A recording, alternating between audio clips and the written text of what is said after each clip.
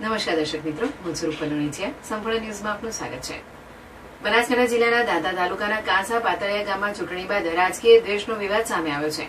ગામની દૂધ મંડળીએ કથિત રીતે ભાજપની તરફેણમાં મતદાન કરનાર ખેડૂતોનું દૂધ લેવાનું અચાનક બંધ કરી દીધું હોવાના આક્ષેપોથી મામલો ગરમાયો છે. ગામના આગેવાન બકા અરજણ ગમારના જણાવ્યા મુજબ તાજેતરની ચૂંટણીમાં ગામમાંથી મોટા પ્રમાણમાં ભાજપને મત મળતા સરપંચ અને દૂધ મંડળીના સંચાલકો નારાજ થયા હતા. ત્યારબાદ કોઈપણ પૂર્વ સૂચના વગર સવાર સાંજનું દૂધ સ્વીકારવાનું બંધ કરવામાં આવ્યું હોવાનું ખેડૂતોએ જણાવ્યું છે. આ નિર્ણયથી આર્થિક નુકસાનની ભીતિ વચ્ચે પશુપાલકો રાત્રે દૂધના કેન સાથે દાંતા પોલીસ મથકે પહોંચ્યા હતા અને ન્યાયની માંગ સાથે હોબાળો કર્યો હતો. અમારી રોજીરોટી દૂધ પર આધારિત છે, રાજકીય કારણોસર અમને કેમ હેરાન કરવામાં આવે તેવો સવાલ ખેડૂતોએ ઉઠાવ્યો હતો. આ ઘટનાને પગલે સમગ્ર પંથકમાં રોષની લાગણી ફેલાઈ છે. પશુપાલકોએ દૂધ મંડળીના સંચાલકો અને સરપંચ વિરુદ્ધ કડક કાર્યવાહી કરવાની માંગ કરી છે.